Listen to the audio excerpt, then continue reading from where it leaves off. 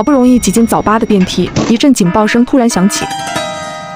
欢迎来到第1层，这里是剧本杀店。这次并没有什么巨人和巨大的场景，一个看着相当阳光的小哥领着我们走进了一间屋子，他就是本次剧本杀的主持人。我翻开身前的本子，看到封面上写着我的身份，3号位玩家，角色是一个王子，和公主有些冲突。没等我们反应过来是什么情况，也并没有介绍什么规则，主持人直接笑着开启了剧本杀的流程。下面请1号玩家做一个简单的自我介绍。他的笑相当阳光。1号玩家是个女生，看着手里的本子，略有些磕巴的看向我们。大家好，我是1号玩家，我的角色是公主。还没等他念完，本来和煦如春风的主持人却突然冷下了脸，右手一指，打断了他的介绍。1号玩家违反规则，请工作人员处理。话音一落，几道黑影迅速窜进屋里，抓住1号玩家的身体，用一根通红的钳子活生生把他的舌头给拽了下来。他很快便断了气，连出声惨叫的资格都没有。这个血腥的场景让我浑身发毛，屋里陷入一片死寂，都没人明白他到底做错了什么，甚至还没人知道这一层的规则是什么，怎么就直接把人给嘎了？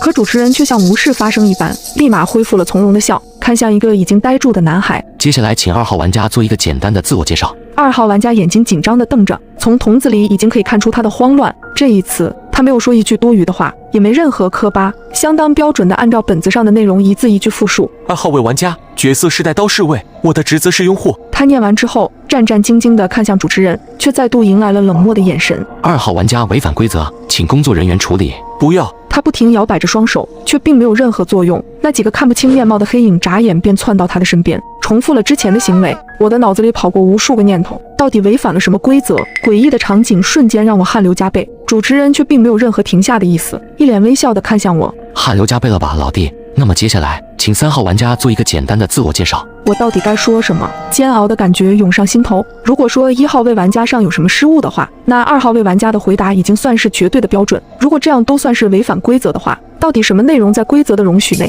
可就在这一瞬的交集里，我脑海中突然冒出一个疯狂的念头。进入第1层之后，出现的元素分别是剧本杀店、引导交流的主持人、自我介绍环节，几乎全都围绕着说话这个行为。如果没猜错的话，第1层规则的底层逻辑和说话脱不了关系，或许真正的规则比我们想象的要简单粗暴得多，这里恐怕根本不允许说话。想到这里，我抬头看向主持人，迎上他的目光，不敢开口说出一个字。见我迟迟没有动静，主持人疑惑地眯了眯眼，再度重复了提示。请3号玩家做一个简单的自我介绍。不知道猜测正确与否的我浑身冒着冷汗，足足15秒过去，主持人才终于轻轻一笑。他突然不再看向我，而是扭头看向下一个男人。那么接下来，请4号玩家做一个简单的自我介绍。在看到我的过关方式后，其余的乘客全都有样学样，一个个捂住自己的嘴巴，没有任何人开口回应主持人。主持人全程保持着礼貌的微笑，每隔15秒更换一个目标，不停地索要着自我介绍。就这样，在一片诡异的安静里，血腥的关卡被安全度过。多谢各位体验我们的剧本杀，欢迎下次再来。热情的语气被慢慢瓦解在电梯门之外，不少人抚摸着冰冷的梯箱，我也累得快要不行了。这时，一只手搭到了我的肩膀上，是一个短头发的女孩，约莫28、9的年纪。你好，我叫青青，